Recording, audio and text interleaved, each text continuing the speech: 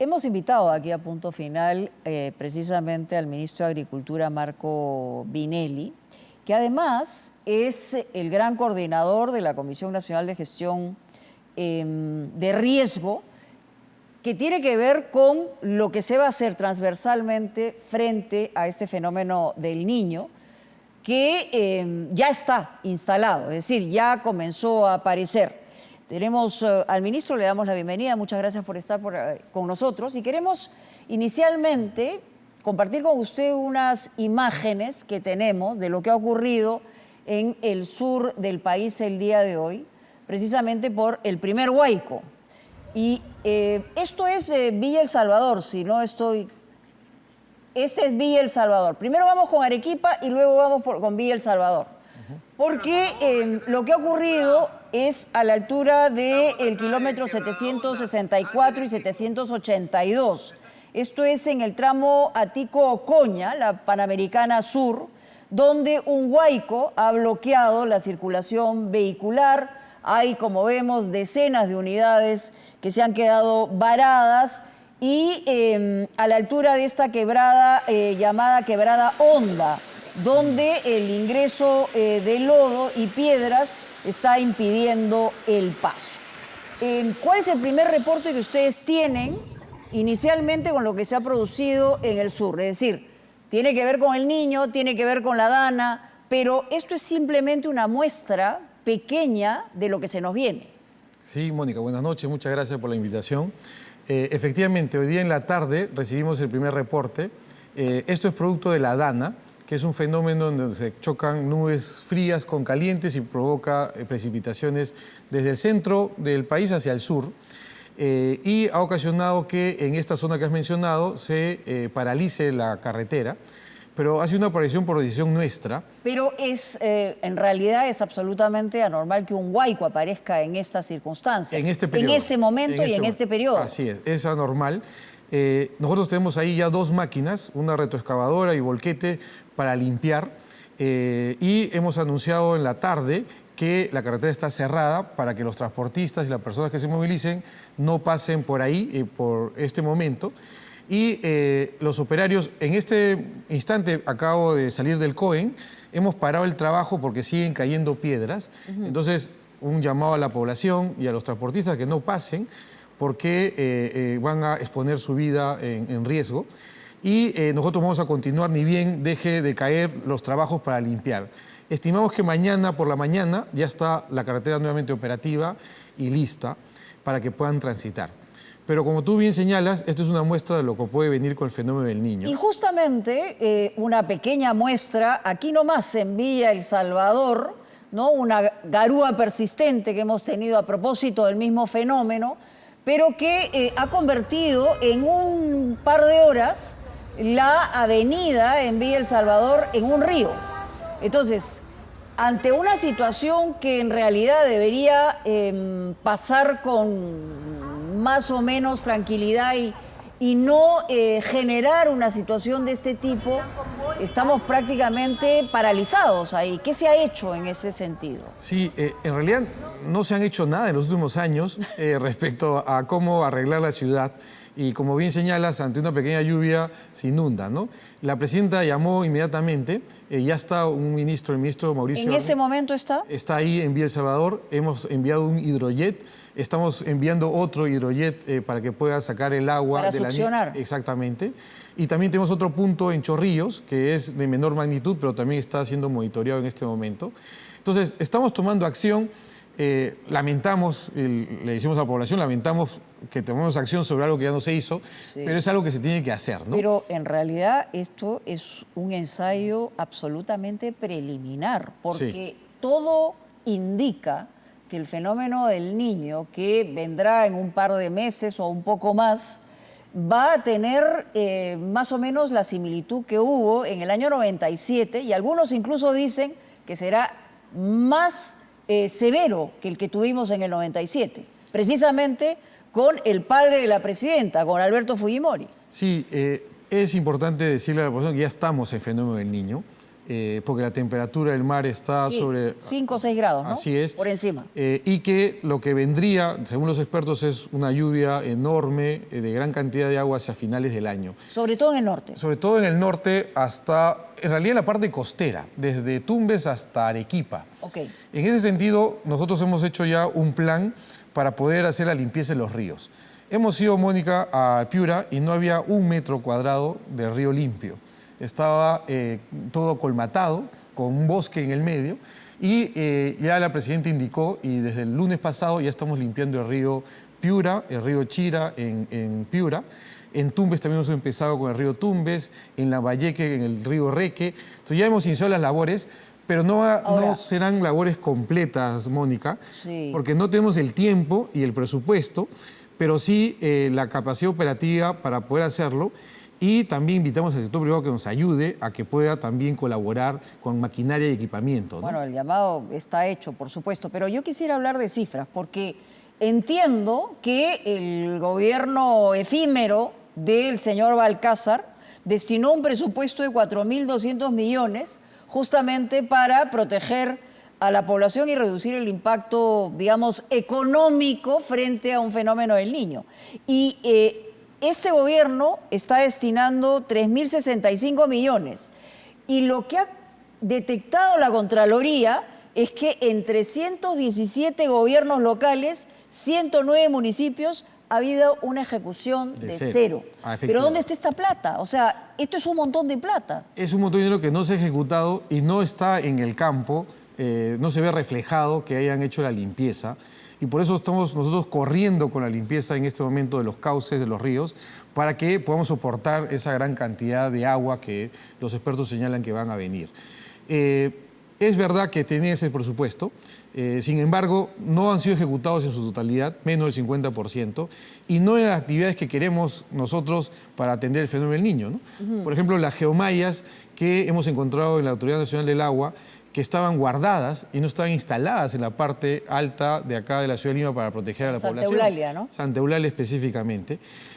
Ya se ha dispuesto de que se instalen las mallas, entonces ya estamos en ese trabajo para reiniciar las obras e instalarlas. Pero déjame entenderle bien en relación a lo que se ha destinado. Usted señala que esta cantidad de plata efectivamente se ha destinado, pero para otro tipo de trabajo. Entonces, entiendo que la plata está, se puede reubicar y recanalizar ese presupuesto para poder, digamos, minimizar el impacto de lo que se viene, ¿o no? Eso es lo que estamos haciendo en este momento. En los siguientes días van a salir... ¿Y de cuánta plata estamos hablando? Estamos hablando de los montos que tú señalas. Son 2.000 y pico millones de soles que tenemos para poder destinar al fenómeno del Niño, en donde va a intervenir el Ministerio de Defensa, el Ministerio de Vivienda, Agricultura, Transporte y todos los sectores de manera transversal, sobre todo pensando en, primero, proteger la vida de las personas y la salud, luego las viviendas y luego la infraestructura pública y privada. Esos van a ser nuestros criterios de priorización de los gastos de acá a diciembre. Y, Mónica, no podemos hacer prevención ahorita. Sí, eso le iba a preguntar. O sea, no estamos hablando de prevención. No, estamos hablando de preparación frente a lo que va a venir. Para el impacto. O sea, sabemos que viene la ola... Y hay que agarrarnos fuerte. Entonces, y varios van a... digamos, voy a decirlo figurativamente, pero varios vamos a morir en el camino. Me refiero a las cosechas, me refiero al impacto económico. Nuestro mayor esfuerzo va a ser para evitar que el impacto sea grande, y por eso hemos destinado algunos puntos críticos. Tenemos 1.900 puntos críticos a nivel nacional. Ya. Estamos priorizando alrededor de 600, en donde el río se desborda. ¿El criterio de priorización ha sido cuál? Que la vulnerabilidad sea la más alta. Okay. Porque tenemos vulnerabilidad alta, media y baja. Okay. De los puntos críticos, los altos estamos tomando para poder mitigar el impacto, como bien señala. ¿Y eso señala, está fundamentalmente en el norte? Está en Tumbes, en Piura, Lambayeque, La Libertad, Ancash, Lima, Ica y Arequipa. Ahora, Lima, ante una eventualidad de esa naturaleza, podría incluso quedarse sin agua. ¿Se ha previsto eso? Sí. Por eso las limpiezas en la parte de la cuenca alta de Lima también están contempladas, como las geomallas para proteger la vida de la población. Y también podría suceder que un puente se caiga. Estamos también comprando puentes Bailey para tenerlos como alternativa. Y No teníamos, ha habido, o sea, hay que comprarlos, ahorita, no había... No hay en stock en este, no hay en stock. En este momento, hay que comprarlos. Ya, Tenemos ¿por eso cuánto demora? 4 meses para poder comprarlos y tenerlos listos en noviembre. Y tenemos sí un pool de 500 maquinarias que vamos a poner, todas las maquinarias a trabajar, están trabajando en este momento ya en los cauces de los ríos, para que hagan la limpieza correspondiente. Pero no solamente estamos viendo el impacto, sino también con el INDECI estamos trabajando las zonas en donde si ocurre un desborde podamos tener a la población ahí en esa zona. Esos son los llamados refugios, con alimento, con comida, con agua. No queremos que el 29 de diciembre llueva y recién construir la carpa, sino queremos tener la carpa lista, porque si ocurre ese desplazamiento... Entonces, ¿cuál es el deadline para ustedes? Para estar listos, preparados... Nuestro cronograma es hasta el 15 de diciembre para poder terminar nuestros trabajos. Ya, pero los refugios deberían estar antes, porque estamos seguros que las lluvias comienzan a partir de octubre o noviembre, ¿no? Efectivamente, por eso los refugios también se están construyendo. La alimentación, tenemos 3 buques. El agua, que es fundamental. Tenemos 3 buques de la Marina de Guerra del Perú que también el Ministerio de Defensa está poniendo.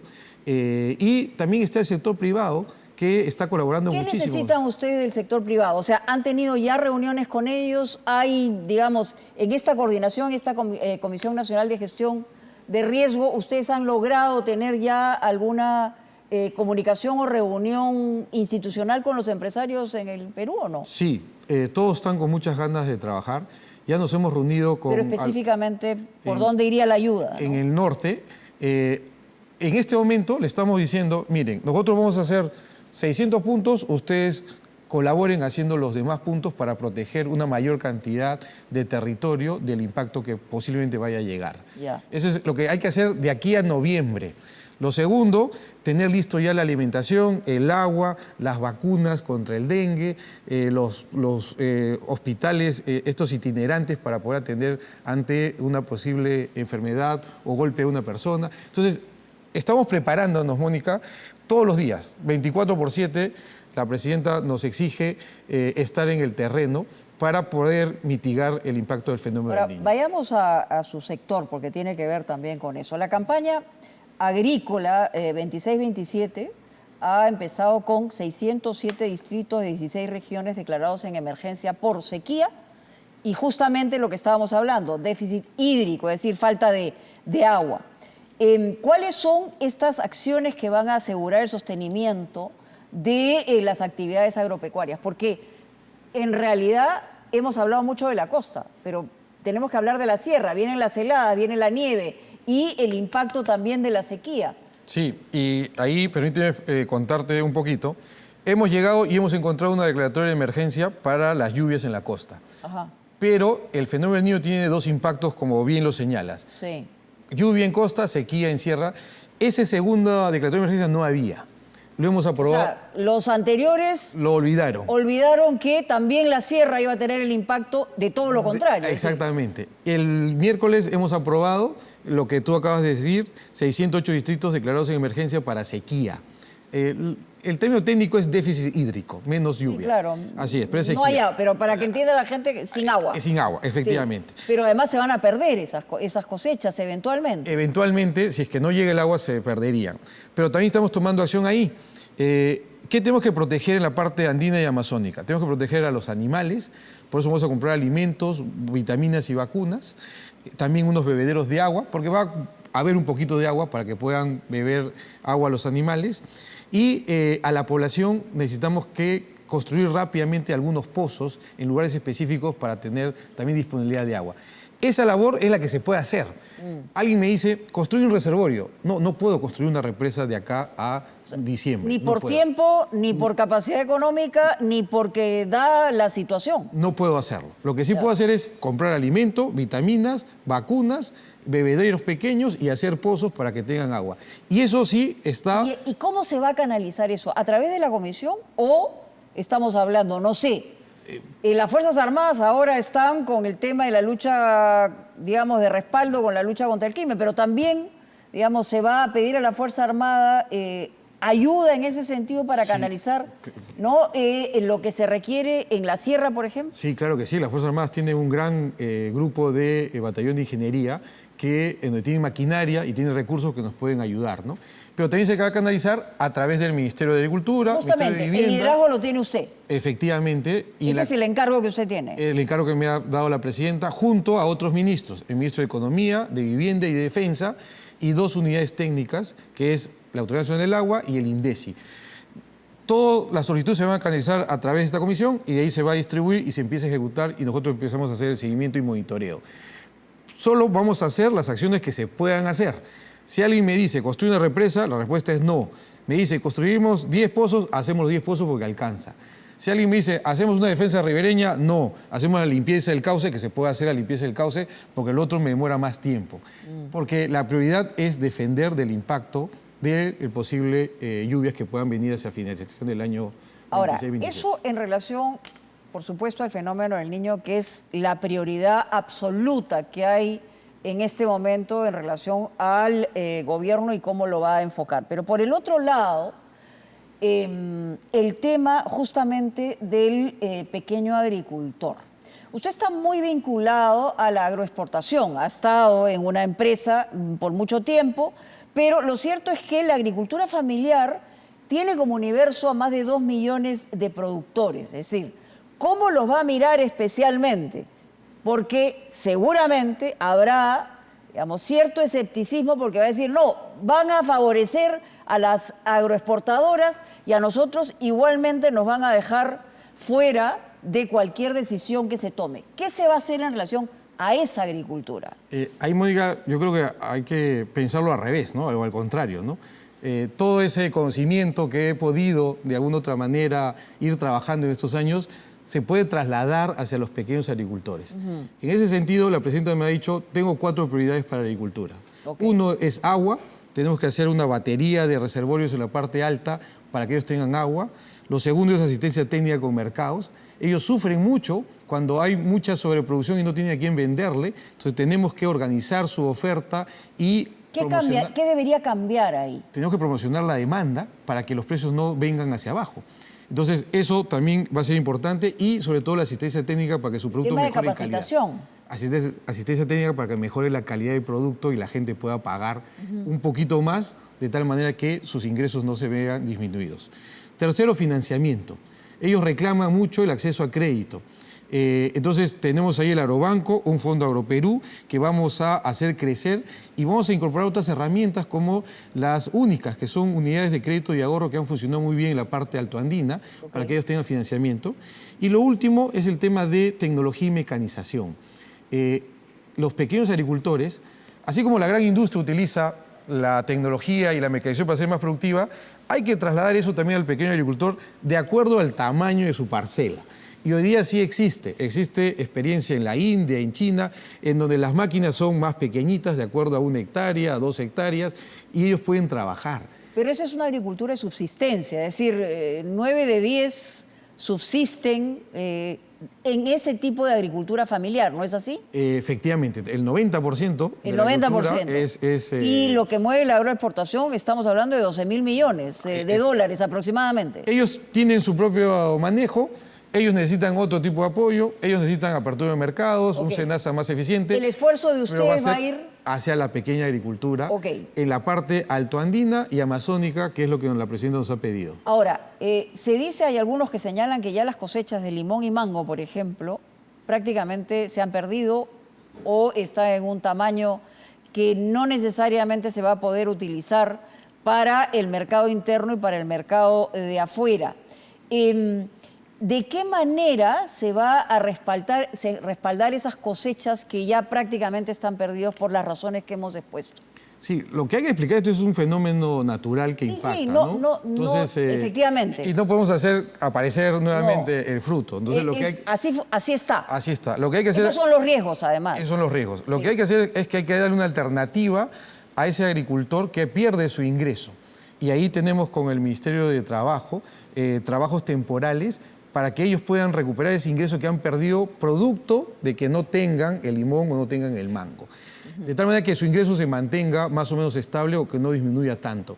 Eso es lo que hay que hacer con el pequeño agricultor.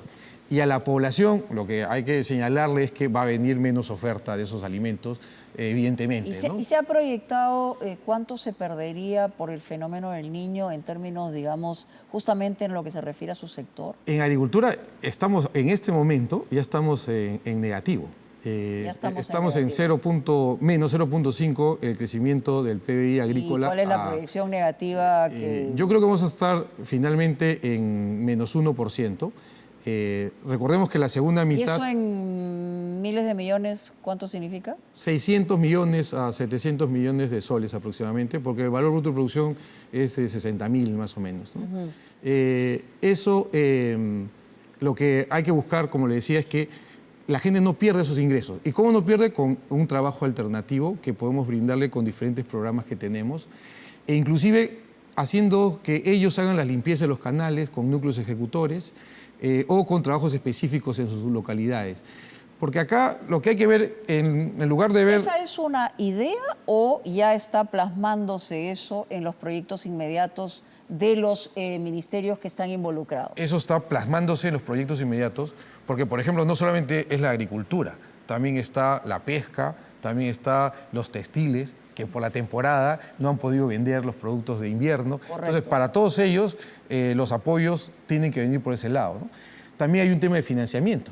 No tienen suficiente fruta para poder vender y pagar su crédito, hay que reprogramar el crédito también. Es una ayuda que está prevista para que ellos no tengan que desembolsar hoy día lo que no tienen para desembolsar. Y eso, ¿no?, también se va a realizar, es decir, se va a reprogramar, digamos, el pago de la deuda. Efectivamente. El crédito de estas, digamos, de estas empresas familiares. Pequeñas que han sido afectadas por el fenómeno del Niño. Ahora, usted dijo que ha encontrado 35 proyectos paralizados, aproximadamente un valor de 140 millones. Para este año. Y para este año. ¿Y se han paralizado por qué? Por diferentes motivos.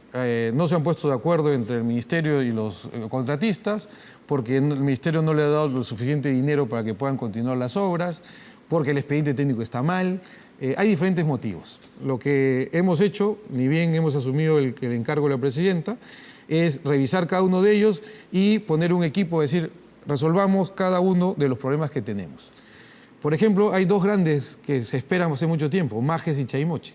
Están parados en este momento. Entonces, ya hay dos equipos trabajando para destrabarlos, porque lo que queremos es que se haga realidad, no decir ya se destrabó, ¿no?, sino que se construya y en los próximos 4 o 3 años ya estén operativos esos proyectos, así como los otros, ¿no? Claro, ¿qué es lo más difícil para destrabar un proyecto y en realidad qué es lo más difícil dentro del Estado? Porque el problema fundamental aquí es la burocracia y los parches que han puesto en las últimas décadas, que al final esto es un, no sé, un paquidermo con cabeza de pájaro, ¿no? Lo más difícil es que se tome decisión, Mónica. La presidenta cuando nos convocó nos preguntó, ¿vas a tomar decisión o no? O sea, eso quiere decir que van a romper huevos para hacer tortillas. Efectivamente. O sea, y tienen que pisar callos. Efectivamente, tenemos que tomar decisión. ¿Y cuáles son los callos que tienen que pisar? Primero, decidir que el proyecto va y que se tiene que ejecutar, y si se tiene que ampliar o si se tiene que comprar un seguro o si se tiene que modificar la estructura, que se decida.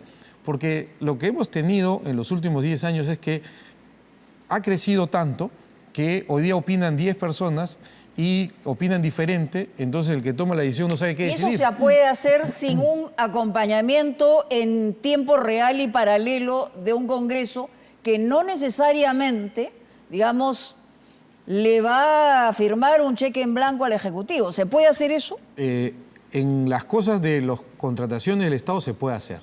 Hay algunos elementos que sí necesitan la autorización del Congreso, ¿no? Por ejemplo, en seguridad queremos entrar a los penales. Eso sí necesita modificar una ley y ahí se necesita que el Congreso autorice. ¿Y en su sector, específicamente? En mi sector, en estas obras sí se pueden decidir y ya estamos tomando las decisiones. Por ejemplo, hay una obra que necesita un seguro y nadie decide si le compran o no le compran. Entonces la decisión es que se compre el seguro y que se ejecute la obra. Entonces, pero tenemos que tomar decisión. La presidenta cuando nos convoca nos dice, tome decisión, no quiero que estén sentados y paseando 3, 4 meses, sino que decidan y que la rueda empiece a girar. Por ese motivo estamos tratando de responder ese encargo 24/7 en cada uno de los proyectos que tenemos, ¿no? Antes de irnos, quiero mostrarle esta imagen que nos acaban de enviar. Es una foto del señor Roger García de la curva Nueva Esperanza. No sé si la puede ver. Sí. Mire la situación en Villa María del Triunfo. En este momento, con una garúa. Sí. Ese es el país que hemos recibido y esa es la atención que nosotros tenemos ahora que empezar a poner en marcha para evitar los daños a la población. Y si lo volviéramos a entrevistar de acá a un año, ¿cuáles son estos indicadores concretos, ¿no?, que permitirían a usted decir, estoy tranquilo, lo he logrado? Primero, que hayamos minimizado el impacto del fenómeno del Niño, que no se pierda ninguna vida. Segundo, que todas esas obras que estamos hablando estén siendo ejecutadas en su cronograma. Porque esa ejecución, lo peor para un ciudadano, Mónica, y nosotros entendemos la molestia de las personas, lo peor es que tú empieces una obra y lo dejes a la mitad. ¿Qué es lo que ha pasado? ¿Qué es lo que ha pasado? En muchas obras, en muchos sectores. Porque el ciudadano no va a recibir el agua, no va a recibir la carretera, el hospital, el colegio, sino va a quedar como un elefante blanco con plata ya gastada de todos los peruanos. Entonces, hay un criterio importante que tenemos. Lo peor que podemos dejar es algo que esté parado. Tenemos que concluir... El compromiso es no hacerlo. Es no hacerlo. El compromiso es concluir la obra y entregarlo al servicio al ciudadano. En mi caso, ¿qué me toca? Canales, reservorios, represas. No puedo permitirme en un año, 2 años... Pero esa paralización tiene mucho que ver con la corrupción también. Porque inicialmente se entrega una plata y eso nunca termina. Eso también hay que abordarlo, hay que atacarlo. Hoy día existe inteligencia artificial, tecnología, para que podamos abordar el tema de la corrupción. Y en el plan de gobierno de la presidenta lo hemos colocado. En cada sector tiene que tener una unidad de inteligencia artificial y un compliance que haga seguimiento a todos estos procesos para evitar que la corrupción se filtre. Pero, repito, una obra paralizada es la peor forma de mostrar gestión a la ciudadanía y es lo que genera el malestar que ya tenemos. Es decir, es la autoridad cuando le dice al ciudadano no me interesas. Efectivamente. Así de simple. O sea, en palabras cotidianas es eso. Y por eso la gente dejó de creer. Y está molesta, con razón. Y vamos a ver qué es lo que pasa. Ministro, muchas gracias por venir acá. Gracias a usted. De tenerlo por esta casa, en Punto Final.